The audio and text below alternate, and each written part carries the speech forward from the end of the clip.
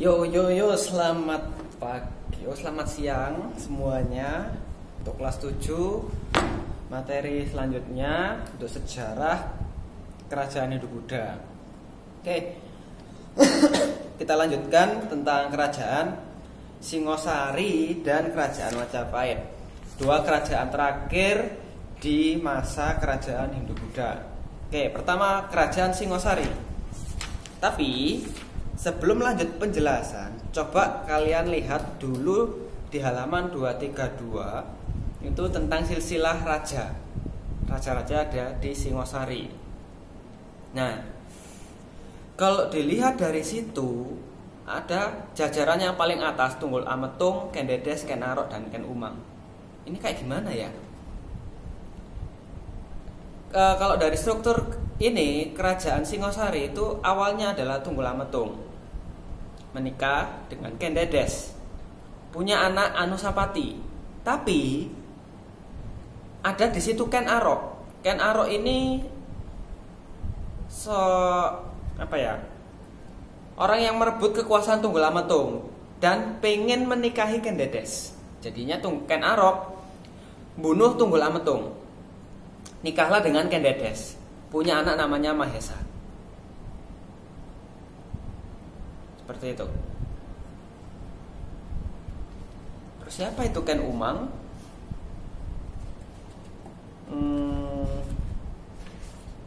Tunggu.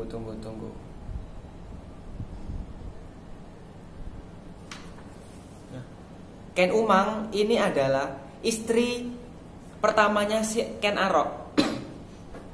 Punya anak Tohjaya. Tapi ada tragedi pembunuhan yang lain, yaitu Anusapati, anak dari Tunggul Ametung dan Ken Dedes, itu ngebunuh Ken Arok. Terus Ken Arok.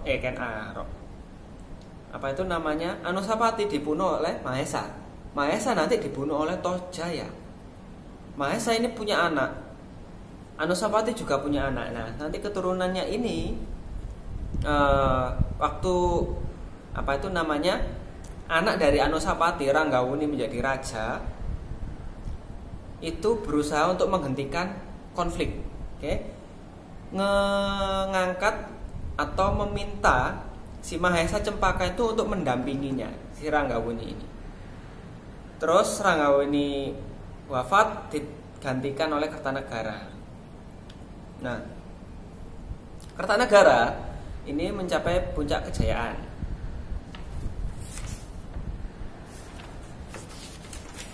Dari Kerajaan Singosari. Seperti itu.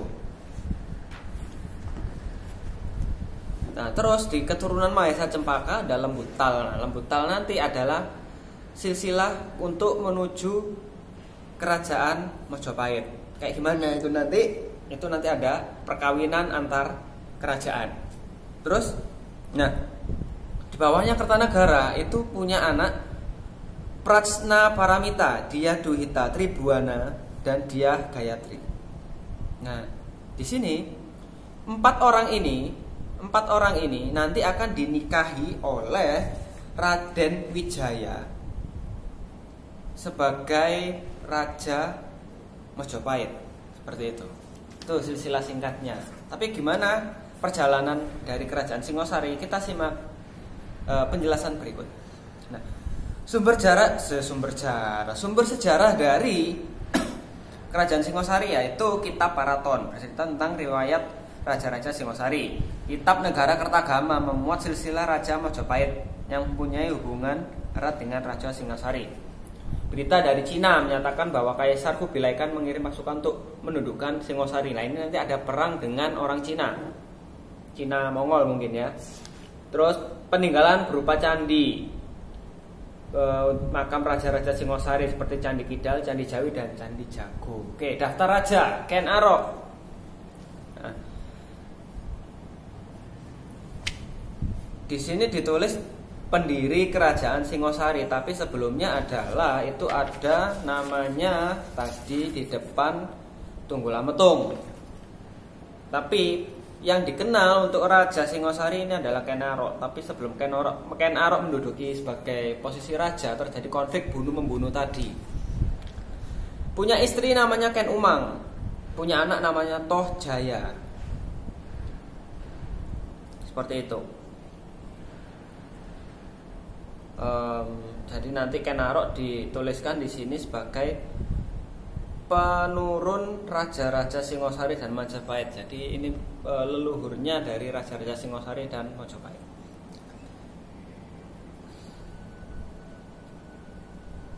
Nah ini ada pembunuhan tadi. Ken Arok akhirnya dibunuh Anusapati. Anusapati ini adalah anak tunggal ametung dari Ken Dedes, pemimpin pertama. Seperti itu. Jadi bisa dibilang ini ada cinta segitiga antara Ken Arok, Ken Dedes dan Tunggul Ametung. Oke, terus Anusapati, anak Tunggul Ametung dan Ken Dedes. Nah, Ken Arok tadi sudah dibunuh, ya kan? Otomatis digantikan oleh Anusapati. Anusapati memimpin kerajaan dengan aman dan tentram. Tapi Anusapati dibunuh oleh Toh Jaya, bukan dibunuh oleh Mahesa, dibunuh oleh Toh Jaya. Nah, setelah Anusapati dibunuh ya otomatis Toh Jaya itu menjadi pemimpin. Nah itu Toh Jaya, pemimpinnya hanya sebentar saja. Tapi ternyata Toh Jaya dibunuh oleh Ranggawuni, bukan oleh Mahesa. Dibunuh oleh Ranggawuni. Itu saling balas dendam nih. Nah, Ranggawuni tadi sudah berhasil merebut kekuasaan, tapi dia nggak mau, sudah tak jelaskan di awal, tidak mau memperpanjang urusan bunuh-membunuh ini. Akhirnya dia mengangkat tadi Mahesa Cempaka itu sebagai pendamping raja dan menanggulangi segala bahaya mengancam negara. Jadinya bisa jadi akhirnya mereka menjadi duo kerajaan Singosari, melambangkan Dewa Wisnu dan Dewa Indra. Ranggawuni mengangkat putranya Kertanegara sebagai raja muda akhirnya. Nah, setelah kekuasaan dilimpahkan ke Kertanegara, Singosari mengalami puncak kejayaan. Nah, terus puncak kejayaan ini si Kertanegara dibantu oleh 3 menteri, yaitu Rakrian I Hino, Rakrian I Sirikan, Rakrian I Halu. Seperti itu. Terus dalam bidang politik, Raja Kertanegara ini pengen menyatukan Nusantara di bawah kekuasaan Singosari. Ini mirip sama slogannya Gajah Mada ya, menyatukan Nusantara di bawah pemerintahan Majapahit. Apakah Gajah Mada meniru ini? Bisa jadi. Nah, untuk mewujudkan cita-citanya, Kertanegara memperluas kerajaan memperluas kekuasaannya, yaitu mengirimkan ekspedisi Pamalayu ke kerajaan Melayu di Sumatera. Terus bisa ditaklukkan sebagai tanda kemenangan, dibuat prasasti sebagai pertanda bahwa ini daerah yang ditaklukkan oleh Kertanegara dari Singosari. Seperti itu. Terus ekspedisi ke tempat-tempat lain, karena berhasil ke Sumatera, akhirnya ke Bali, ke Pahang, Sunda, Bakulapura, Maluku, dan lain-lain. Akhirnya kerajaan Singosari dikenal sebagai kerajaan besar di Nusantara karena wilayah kekuasaannya tersebar hampir di seluruh wilayah Nusantara. Kalau kalian bisa lihat itu di petanya, yang ada warna merah, yang merah orange kayak yang agak gelap, sama biru yang agak gelap. Oke, tapi bersama dengan itu, masa kejayaannya ini si Kertanegara itu nggak tenang karena ada serangan tentara Mongol, tentara Cina Mongol, dan Jaya Katwang dari kerajaan Kediri menghadapi 2 serangan besar dari Mongol dan Kediri. seperti itu. Nah, yang terkenal dari kerajaan Mongol ini adalah Kubilai Khan. Oke, Kubilai Khan pengen menguasai Asia Negara sampai datanglah ke Nusantara, mengirimkan utusan ke Singosari untuk Singosari mengakui kekuasaan Mongol. Tapi ya karena Raja Kertanegara ini merupakan raja yang besar ya, jadi nggak mau lah asal tunduk gitu aja, lu siapa gitu pikirnya. Terus karena itu utusannya itu merasa dihina, terus Kubilai Khan menyiapkan pasukan untuk menyerang Singosari. Dikirimlah pasukan dalam skala besar nih, dipimpin oleh 3 panglima, Sipi, Ikemese, dan Kausing. Alah, ngomongnya susah banget.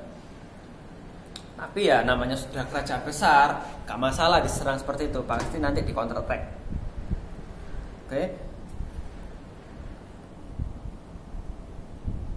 Nah, Kertanegara ini ternyata punya bantuan dari kerajaan di Vietnam untuk menghadapi pasukan dari Mongol tadi. Tapi sedikit kewalahan karena juga menghadapi serangan dari dalam dari kerajaan Kediri yang dipimpin oleh Jayakatwang.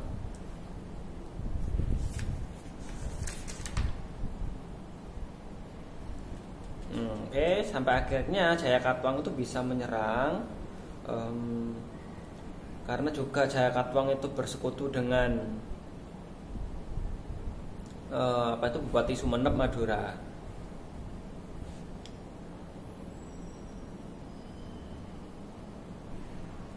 Dan sampai akhirnya Kertanegara gugur.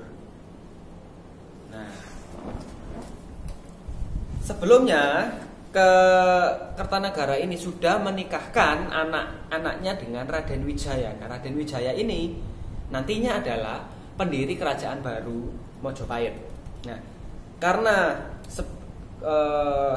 saat penyerangan itu si Raden Wijaya ini berhasil kabur sama istri-istrinya ke daerah Madura. Nah, demikian berarti kerajaan Singosari runtuh. Tapi ternyata kerajaan Singosari runtuh ini langsung digantikan oleh Jayakatwang. Nah, ini kan Jayakatwang. Jadi posisinya Singosari langsung dikuasai oleh Jayakatwang. Sebelumnya kerajaan Singosari ini kan diserang oleh tentara Mongol. Tentara Mongolnya berhasil dipukul mundur. Saat sudah mengusir tentara Mongol, menghadapi Jayakatwang terus kalah, Singosari diambil Jayakatwang. Tentara Mongol datang, kok cegek? Loh, ini bukan Kertanegara. Ini siapa? Lu siapa?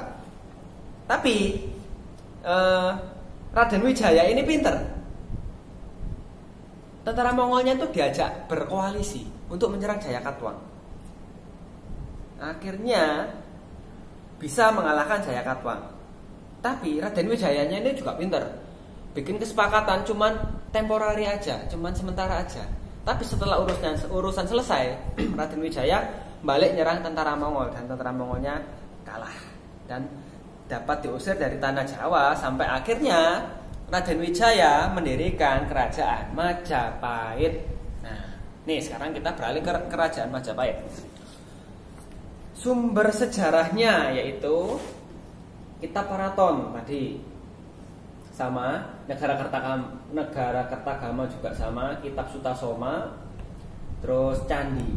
Nah, Negara Kertagama dan Kitab Sutasoma ini ditulis oleh Empu Prapanca.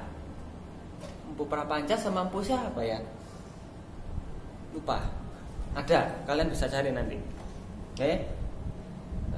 Kerajaan Majapahit ini adalah Hindu terakhir dan terbesar kedua setelah Sriwijaya. Terletak di wilayah Mojokerto, Jawa Timur, didirikan oleh Raden Wijaya. Oke. Tadi sumber sejarahnya Kitab Paraton sama seperti Singosari, Negara Kertagama juga sama seperti Singosari menceritakan keadaan Majapahit terutama masa kejayaan, jadi masa kepemerintahan Hayam Wuruk, itu raja yang top untuk kerajaan Majapahit. Kitab Sutasoma menceritakan tentang anak raja menjadi pendeta Buddha yang mengorbankan dirinya untuk kepentingan orang lain. Terus bangunan candi. Kerajaan Majapahit bisa menjadi besar karena ada faktor geografis, terletak sangat baik yaitu di tengah-tengah Indonesia. Terletak di tepi Sungai Berantas, mudah dilalui kapal. Jadi nanti sektor perekonomiannya itu bergerak di bidang maritim, juga agraris. Perdagangan, intinya adalah perdagangan. Jalur yang dipakai adalah jalur perairan. Terus tokoh-tokohnya itu juga keren-keren seperti Raden Wijaya, Hayam Wuruk, dan Gajah Mada. Tidak ada saingan kerajaan lain di Indonesia. Untuk kerajaan Hindu-Buddha mungkin nggak ada, tapi nanti kerajaan Majapahit runtuh karena masuknya pengaruh Islam. Sistem pemerintahan. Oke. Tadi Raden Wijaya itu menikahi anak dari Kertanegara. Empat-empatnya tadi. Empat anak dari Kertanegara itu dinikahi semua, yaitu Prasnya Paramita, Dia Dwita, Tribuana, dan Dia Gayatri. Itu dinikahi semua dengan harapan gini. Raden Wijaya ini awalnya memang berada di Majapahit, tapi masih belum kerajaan besar. Terus menjalin kerjasama dengan Singosari dengan pernikahan. Nanti dengan harapan wilayah kekuasaan dari Majapahit ini bisa besar. Tapi kok ndelalah Singosari diserang, hancur. Otomatis yang tersisa adalah Raden Wijaya dengan keturunan Kertanegara tadi. So, dari sini Majapahit, Raden Wijaya tinggal menarik lagi wilayah dari Singosari tadi. Dengan penegasan bahwa pernikahan ini nanti kelanjutan dari kerajaan Singosari, seperti itu pernikahan itu dengan perjanjian seperti itu. Oke. Raden Wijaya,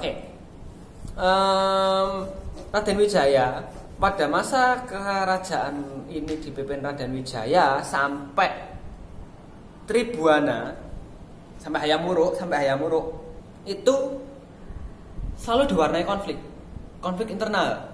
Ya biasalah, konflik politik karena tekanannya dulu dikasih jabatan nggak puas, terus konflik, pergolakan terus seperti itu.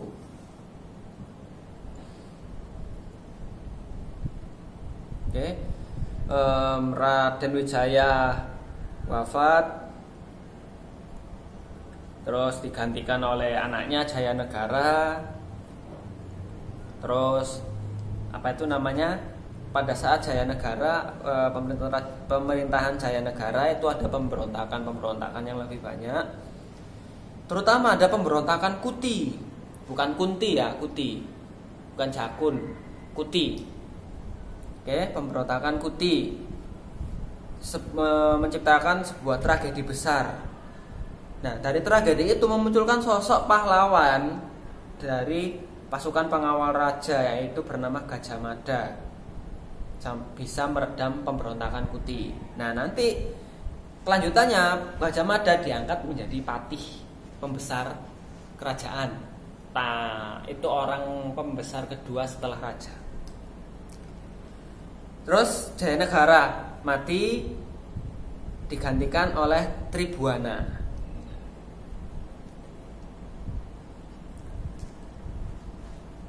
Sebenarnya Jayanegara beliau menikahkan anak putra di Kertanegara. Nah, ini ada yang unik di sini.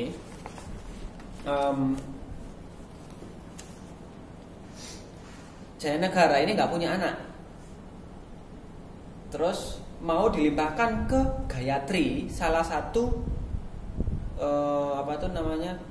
salah satu istri dari Raden Wijaya tadi. Tapi Yan menolak, terus diserahkan ke putrinya ya. Otomatis ini masih dalam lingkup persaudaraan juga, yaitu Tribuana Tunggadewi. Terus Tribuana Tunggadewi memerintah, terus masih ada konflik. Terus Patih Gajah Madanya ini bisa menumpas konflik itu. Terus sampai akhirnya diangkatlah jadi pembesar tadi yang tak bilang, pembesar kerajaan. Terus dia punya sebuah sumpah kepada kerajaan, yaitu yang terkenal adalah Sumpah Palapa, mempersatukan Nusantara di bawah naungan Majapahit. Itu sama tadi kayak keinginan Jayanegara mempersatukan Nusantara di bawah naungan Singosari. Apakah ini kebetulan? Mungkin enggak. Karena apa? Orang-orang zaman ini karena sudah punya bukti sejarah, kitab-kitabnya itu bisa diasumsikan, bisa kita perkirakan bahwa Hayam Wuruk Gajah Mada ini juga mempelajari sejarah dari mana kerajaannya sebelumnya dipelajari, dan dari raja sebelumnya itu punya keinginan yang sangat keren bukan sekedar keren, tapi emang berusaha untuk menyatukan seluruh wilayah yang ada ini di bawah kekuasaannya. Yaitu emang cita-cita semua kerajaan sih, orang-orang yang berkuasa itu ingin jadi penguasa seluruh dunia. Tapi di sini untuk Nusantara mungkin sudah melihat kesamaan-kesamaan yang ada di tempat ini, jadi ya pengen ayolah disatukan seperti itu. Jadi ini cikal bakal dari rumusan NKRI. Oke. Terus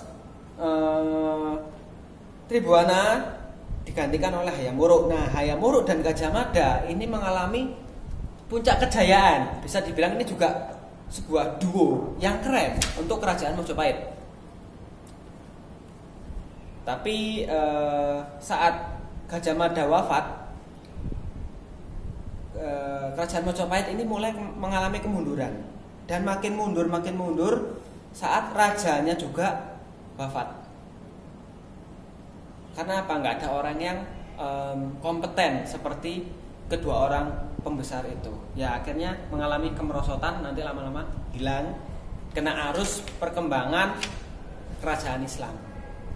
Nah, kehidupan sosial dan ekonomi. Kehidupan sosial menganut agama Hindu dan Buddha. Jadi Hindu dan Buddha di sini bisa rukun jadi satu. Juga untuk kebijakan-kebijakannya dibagi menjadi dua kebijakan yang disesuaikan dengan Hindu dan Buddha. Terus umumnya hidup sebagai petani, pedagang, dan pengrajin, menjalin hubungan baik bersahabat dengan negara-negara tetangga, dan disebut Mitreka Satata. Kehidupan ekonomi juga mengembangkan perdagangan dan pelayaran, menguasai pelayaran di Nusantara bahkan Asia Tenggara.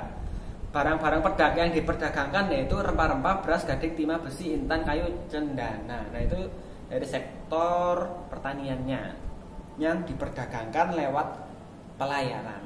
Jadi ini bisnisnya keren banget. Terus Majapahit itu disebut sebagai kerajaan produsen, menghasilkan barang-barang yang laku di pasaran. Ya karena apa tadi? Sektor pertanian juga pengrajin. Jadi barang-barangnya itu original khas Indonesia waktu dulu. Selain sebagai istilahnya itu produsen, itu juga sebagai distributor. Kerajaan Majapahit ini memproduksi sendiri juga sebagai distributor, yaitu menyalurkan barang dagangan dari negara-negara lain ke negara yang lain juga. Seperti itu. Jadi dia bisnisnya dagang sendiri iya, produksi sendiri iya, distribusi iya. Wah, keren banget. Konsumsi iya pasti. Jadi mereka sebagai tiga pelaku ekonomi sekaligus membawa hasil bumi dari daerah yang satu ke daerah yang lain. Oke. Kemunduran Majapahit tadi sudah tak singgung. Hayam Wuruknya, Patih Gajah Madanya meninggal. Gak ada yang bisa segagah Gajah Mada. Terus rajanya juga meninggal karena nggak ada yang sebijaksana sama seperti Hayam Wuruk. Terus adanya perang Paregreg, perang saudara, memperebutkan kekuasaannya. Itu karena raja-rajanya yang keren itu sudah nggak ada, patihnya yang keren itu sudah nggak ada. Jadi kekuasaannya itu gampang direbut, gampang ada konflik, bunuh-bunuhan dan lain-lain. Terus daerah kekuasaan itu melepaskan diri. Ya mungkin ini karena pengaruh Islam ya. Jadi mereka sudah nggak ikut, terus nggak ikut aliran Hindu Buddha lagi, beralih ke Islam. Terus Islam juga berkembang di tanah Jawa, khususnya di daerah Demak seperti itu. Oke. Selesai untuk kerajaan Hindu Buddha. Kalau ada pertanyaan silakan tulis di kolom komentar. Tak tunggu nanti dan juga ketemu lagi di saat Zoom. Bye bye.